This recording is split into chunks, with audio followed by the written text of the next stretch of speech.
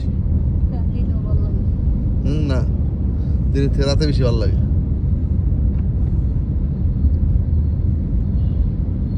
আমি ওইবার বাসে আইছি, খুব মজা পেয়েছি। বুঝছেন ভাই, 2বার বাসে উঠছি, 2বারই লুকাই উঠছি। একবার করোনা ভ্যাকসিন দিতে যেয়ে উঠছি লুকাইয়া, একবার ওই যে আপনি আমার দিয়ে আসলেন না ওই দিন, ও গেছে পিকনিকে, আমি কারো না জানি বাসে করে মাইক্রো বাসে গাই উঠছি। ডাইরেক্ট কাটে মানে সব একদম ডাইরেক্ট কাটে আছে বলতে হ্যাঁ, ভাড়া রাইতা রাইতা ও রাইতে উঠতে আসে না রাইতাতে আমি তো জানি না, আমি ওই যে জায়গায় দিয়ে আসতে উঠছি না, ওই জায়গা দিয়ে কাউরে কই না, আমার খালি জিজ্ঞেস কি রান্না করছেন, পরে আইসা উঠছি। ও খালামও জানেন না না, কাউরে কিছু কই না। বাসে আইসে এই জন্য এসে সবাই চেতে গেছিল, 2টা বাচ্চা নিয়ে কত সাহস বাসে। এটাই সমস্যা বাচ্চা বাচ্চা নিয়ে আসলে না, আর ওঠার এক্সপিরিয়েন্স থাকতো, তারপরে অনেক হেল্পফুল মানুষ। বাসের ড্রাইভারটা আব্দুল্লাহর, মানে ড্রাইভার না, হেল্পার আব্দুল্লাহর কোলে নিয়ে নামাই দিয়েছে, উঠাইছে, সমস্যা হয়নি। বুঝতে পারছি যে আপনি মানে নতুন। বাসে যাত্রী না বুঝছেন আমি নতুন। এই জন্যই। নাহলে এত সহানুভূতি ওরা দেখাইতো না বুঝতে পারছি।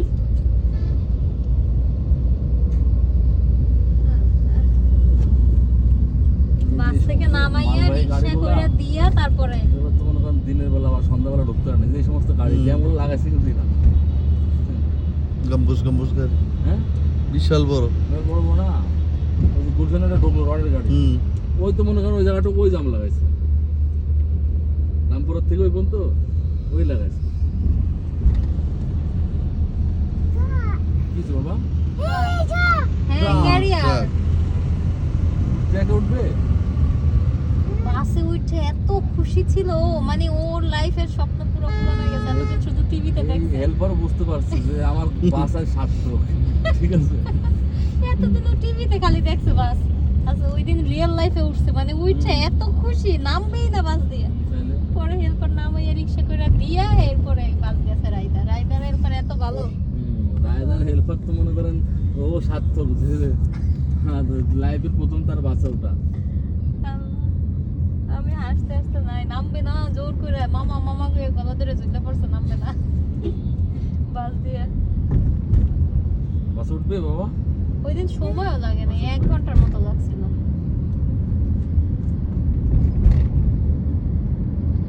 মানে পাক্কা 3 মিনিট লাগলো, 3 মিনিটের বেশি। আমাদের হ্যাঁ, আমরা গুলশানে যে ঢুকলাম না না, ফ্লাইওভারের কথা কইলাম। ওই জায়গা দিয়ে